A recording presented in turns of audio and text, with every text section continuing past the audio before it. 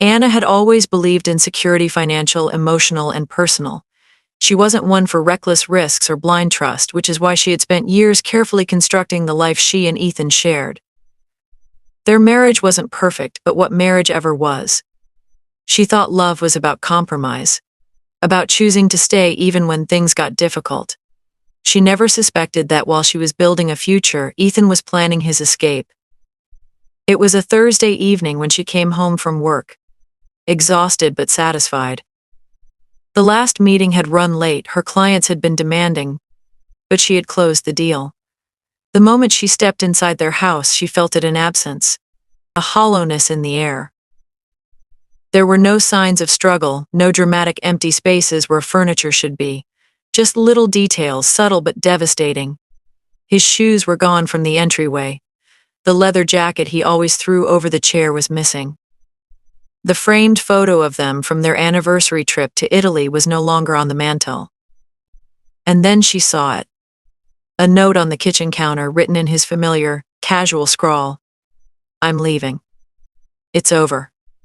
Don't bother calling, I won't answer. Oh, and I drained our account. You'll figure something out, you always do." For a long moment, Anna just stared. Her brain couldn't fully process what she was seeing. The words sat there, stark and brutal, ink on paper spelling out the end of everything she had thought she knew. She didn't rush to her phone. She didn't cry or scream. Instead, she walked to her laptop, sat down, and opened her banking app. The cold, digital numbers confirmed what she already knew in her gut. Their shared account balance zero. He had taken everything. Months of careful saving, their emergency fund, every single dollar they had once considered theirs. It was gone, stolen by the man who had vowed to protect her. A slow, quiet rage began to simmer beneath her ribs. Not a fiery, impulsive anger, but something colder, sharper. A kind of rage that didn't burn but crystallized. She took a deep breath, exhaled slowly, and smiled. Because Ethan had made a mistake. A crucial one. He thought he had ruined her. He thought he had won. But Anna wasn't a woman who lost easily. Anna leaned back in her chair, her fingers resting lightly on the keyboard. She knew she should feel devastated, but all she could think about was how Ethan had underestimated her. That was his first mistake. The second was assuming she wouldn't fight back. She opened another tab and logged into her private savings account, one Ethan had no idea existed. Months ago, when she first noticed little discrepancies in their finances, she had started siphoning away money, just in case. It wasn't paranoia, it was self-preservation. He had always been careless with their finances, treating their joint earnings as his personal playground. Expensive watches, dinners she hadn't attended, unexplained withdrawals that he brushed off with a casual, just some work stuff. Don't worry about it, but she had worried. And, unlike him, she had been smart. The balance blinked on the screen, reassuring and solid. She wasn't ruined. She wasn't even close. She exhaled slowly and reached for her phone. The first call was to her bank. She calmly explained the situation, unauthorized transactions from their joint account. She had all the proof she needed. The representative was polite, almost sympathetic, as she assured Anna that an investigation would be opened. "These transactions happened just today." "Correct?" the woman on the other end asked. "Yes." He emptied everything. "There was a substantial amount in that account. We'll look into it, Mrs. Carter. If the funds were moved fraudulently, there may be grounds for reversal." Reversal. That word was sweet, almost intoxicating. Ethan thought he had left her stranded, but he didn't know that legally, she still had a claim to half of those funds. And even if she never got a dime back, she had already made sure her own safety net was intact. Her next call was to her lawyer, Sophia, a woman with a reputation for being both ruthless and efficient. They had spoken before, weeks ago when Anna first suspected Ethan was hiding something. Back then, it had been precautionary, nothing more. Now, it was war. Anna, Sophia said, after listening to the summary of what had happened. "He took everything? That's bold, even for him." "He thinks he's smart," Anna replied, her voice smooth, controlled. But he doesn't realize the account wasn't our only asset. Good. Then let's make sure he regrets underestimating you. We'll freeze any remaining shared assets, and if he spent money that legally belongs to you, he may be in for more trouble than he realizes. Anna leaned back in her chair, tapping her fingers against the desk. Ethan was arrogant, but he was also reckless. He thought he had orchestrated a clean escape, but he had left behind a trail of digital evidence. Every withdrawal, every transfer, every dollar spent could be traced. She checked their shared credit card account next. He had used it just hours ago, 2 first-class tickets to the Maldives. Hotel reservations at an oceanfront villa. Wow, she thought. He's not even trying to be subtle. A slow smile curved her lips as she called the credit card company. I need to report some fraudulent charges, she said, already imagining Ethan and his mistress arriving at the airport, their tickets suddenly invalid. She stayed on the phone as the agent reviewed the transactions. Yes, Mrs. Carter, we see these charges. You're stating that you did not authorize them. That's correct. I haven't used this card in days, understood. We'll cancel the card immediately and reverse the charges. Any further activity will be blocked. Perfect, Anna said, her voice light, almost cheerful. She ended the call, feeling a rush of satisfaction. Ethan had thought he was taking off into the sunset, living his grand fantasy of freedom. But tomorrow morning he would wake up to a very different reality. No first-class luxury, no lavish resort. Just a very expensive problem of his own making. Anna closed her laptop and finally allowed herself a moment to breathe. She wasn't broken. She wasn't even angry in the way he probably expected her to be. If anything, she felt energized. He had played his game, and now it was her turn. He thought he had won. He had no idea that the game had only just begun. The next morning, Anna woke up early, feeling an unusual sense of calm settle over her. It was as if, in the span of a single night, she had stepped into an entirely new version of herself, one that was sharper, colder, and infinitely more dangerous. Ethan had walked out thinking he had won, that he had taken everything from her. But he hadn't realized that every step he had taken had already been accounted for. Every move he made had been predicted. Now, all that was left was to watch as his carefully crafted plan unraveled before his eyes. She poured herself a cup of coffee, savoring the quiet. It was strange how different the house felt without him. There was no lingering scent of his cologne in the hallway, no sound of his usual morning grumbles as he shuffled around the kitchen, expecting her to make his coffee just the way he liked it. It should have felt empty. Instead, it felt like freedom. Her phone vibrated on the counter. Ethan, what the hell did you do? She smiled as she took another sip of coffee. So, he had finally realized. Last night, while she had been sleeping peacefully in the home he thought he had stolen from her, Ethan and his mistress had arrived at the airport, ready to board their luxurious first-class flight, only to discover that their tickets had been canceled. No warning, no explanation, just complete and utter humiliation at the check-in counter. She could imagine the scene now, Ethan arguing with the airline staff, his voice rising with desperation, while his young, clueless mistress looked on in growing confusion. And if that hadn't been enough, the real fun had likely begun when they arrived at their lavish resort, only to be informed that their reservation no longer existed. That there was no oceanfront villa waiting for them. No champagne upon arrival. No paradise. It was a fitting start to his downfall. Ethan, Anna. Pick up the damn phone. She let it ring, watching his name flash across the screen before sending him straight to voicemail. He had spent years ignoring her needs, dismissing her concerns, treating her like an afterthought. Now it was her turn to ignore him. Instead, she called Sophia. Morning, her lawyer greeted, sounding amused. I assume he's realized things aren't going his way. Oh, he's furious, Anna said, setting her mug down. He's texting and calling nonstop. Good. That means he's panicking. Have you checked the joint account this morning? Anna pulled out her laptop, quickly logging in. To her satisfaction, a temporary hold had already been placed on any remaining funds. Even if Ethan had managed to keep some of the money hidden, he wouldn't be able to access it now. Looks like the freeze is in effect, she confirmed. Excellent.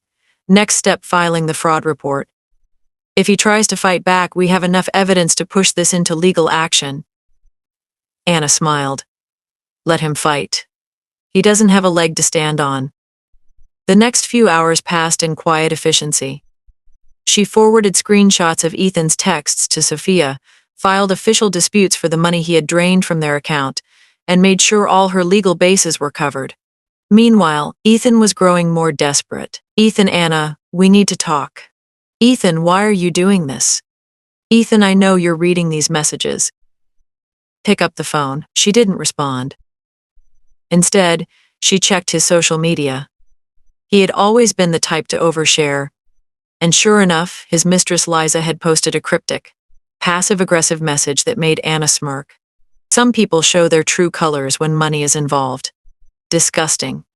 Oh, how quickly loyalty faded when things went wrong. Anna leaned back in her chair, thinking. As satisfying as it was to watch Ethan struggle, she wasn't done yet.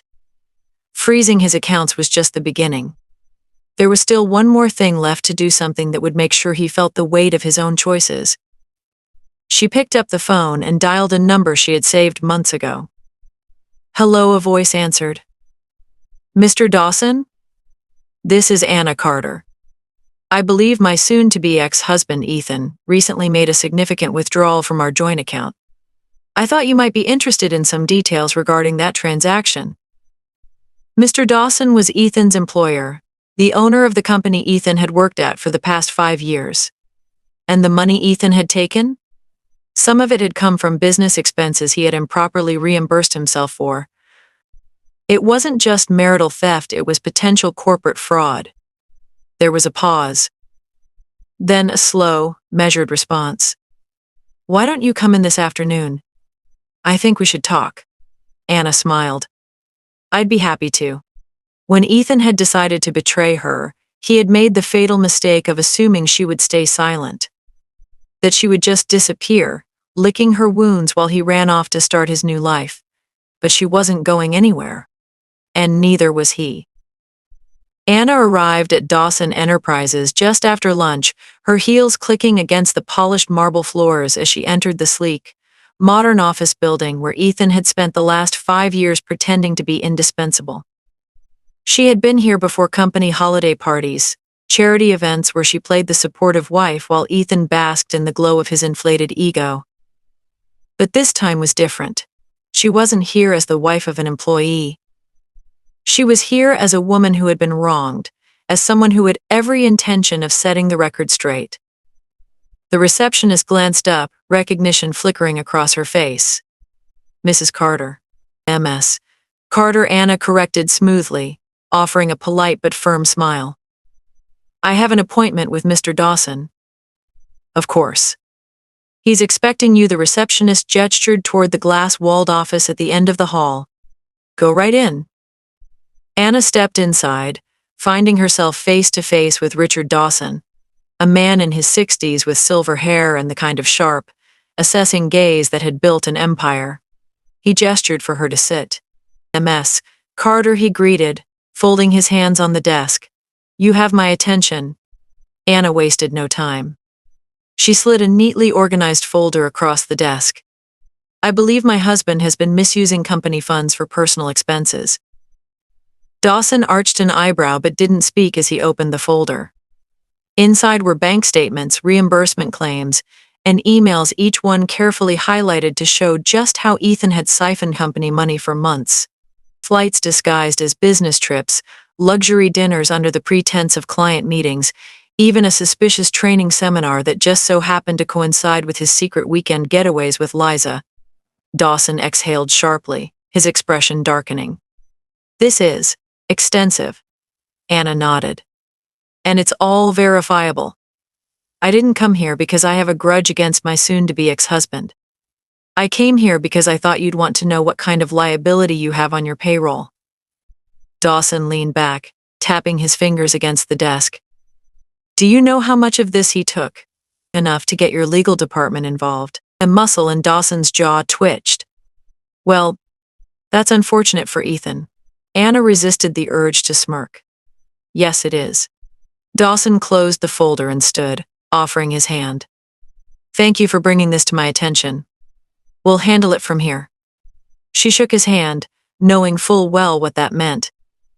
Ethan wasn't just facing a ruined vacation and an empty bank account anymore. He was about to lose his job, his reputation, and any shred of dignity he had left. As she walked out of the office, her phone buzzed again. Ethan, Anna, we need to talk. It's important. Ethan, please. Just pick up. She ignored it, stepping into the elevator with a sense of finality. She wasn't done yet, but this was the moment everything shifted. Ethan had thought he was in control. He had thought he could take what he wanted, that she would simply fade into the background, powerless and broken. But he had underestimated her. And now, he was the one losing everything. Anna was just stepping out of the office building when her phone rang again. This time she answered, not because she wanted to hear Ethan's excuses, but because she wanted to hear the panic in his voice. Anna, what the hell is going on? His voice was frantic, nothing like the smug, self-assured tone he had used when he left her. The company just called me in for a meeting. They froze my corporate card. And, oh, she interrupted, her tone light, almost amused. That sounds serious. Don't play games with me, he snapped. I know this is you. What did you do? She laughed softly. You mean, what did you do, Ethan? He went silent for a moment. Then, a bitter edge crept into his voice. Liza left. She packed up and walked out as soon as she found out my accounts were frozen. Anna smirked. Well, that didn't take long. Let me guess. She wasn't in it for the true love after all. You're enjoying this, aren't you? He spat. More than I expected, she admitted, stepping into her car. I think I'll enjoy it even more when you realize what happens next. A pause. Then, cautiously, he asked, what happens next?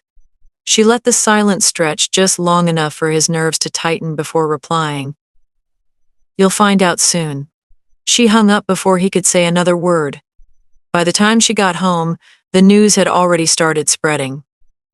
A mutual friend, someone who had never particularly liked Ethan but had tolerated him for Anna's sake, sent her a message. Saw your ex at a bar. Alone, he looks rough. Thought you'd want to know. Rough? He hadn't even hit rock bottom yet. She poured herself a glass of wine, scrolling through social media. Ethan's accounts were quiet, unusual for someone who loved broadcasting his extravagant lifestyle. Then, she checked Liza's profile. The girl hadn't wasted a second moving on.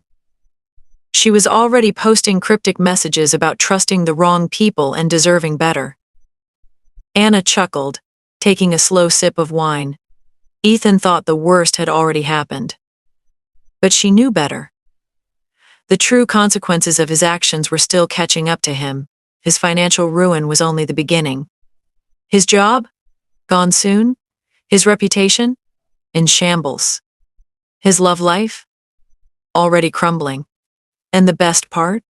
He had done it all to himself. The call from Sophia came just as Anna was finishing her morning coffee. It's done, her lawyer said, her voice laced with satisfaction. Ethan was officially terminated this morning. Dawson's legal team is preparing to pursue charges for corporate fraud. He'll be lucky if all he gets is a lawsuit. Anna exhaled slowly, setting her cup down. She had known this moment was coming, but hearing it confirmed felt surreal. Did he try to fight it? Oh, he tried, Sophia chuckled. Begged, threatened, made excuses. But he had nothing to stand on.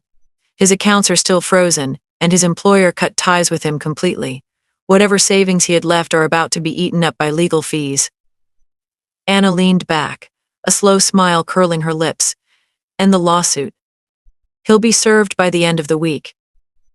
Even if he avoids jail, he'll be drowning in debt for years. A knock at the door interrupted their conversation. Anna peered through the peephole and smirked. Speak of the devil. I'll call you back, she murmured before ending the call and opening the door. Ethan stood there, looking nothing like the man who had walked out on her weeks ago. His expensive suit was gone, replaced by a wrinkled shirt and jeans that looked like they had been pulled from the bottom of a suitcase. His face was unshaven, dark circles under his eyes. "Anna," he started, his voice raw. "Can we talk?" She crossed her arms, leaning against the doorframe. "About what? How you stole from me?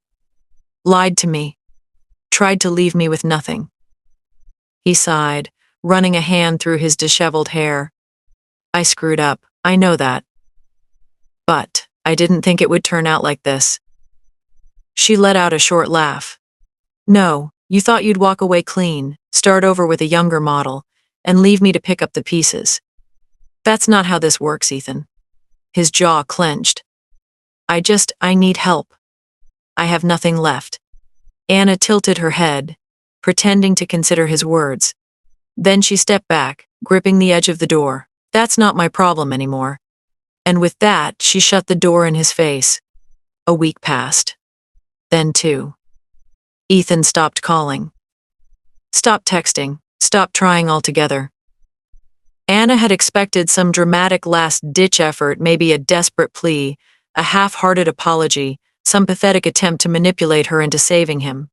But instead, there was only silence, and she preferred it that way. She heard through mutual acquaintances that he had moved out of the city, crashing on a friend's couch. No job, no money, no future. Liza had dumped him the second the last of his cash dried up, and from what Anna had gathered, she had moved on to someone else, someone with deeper pockets and fewer legal troubles. It was fitting. One afternoon, Anna found herself walking past the upscale cafe Ethan used to frequent, the one where he would take business meetings, pretending to be someone important. She remembered how he would sit at the best table, ordering the most expensive drink on the menu, talking just a little too loudly so everyone around could hear how successful he was. She stopped outside, staring through the glass. There was a time when seeing his empty chair might have made her nostalgic, maybe even sad. But now it was just a chair. Just another place she used to share with a man who had never really valued her. She smiled to herself, then kept walking. Her life wasn't just intact, it was thriving. With Ethan gone, she had more freedom, more energy, more peace than she had in years. Work was better than ever, her business growing in ways she never could have imagined while she had been busy supporting a man who took more than he ever gave. She had booked a vacation for herself, somewhere warm, somewhere beautiful. And best of all, she had learned something invaluable. She was stronger than she had ever given herself credit for. Ethan had left her, thinking he had destroyed her. But in the end, she was the one who had won.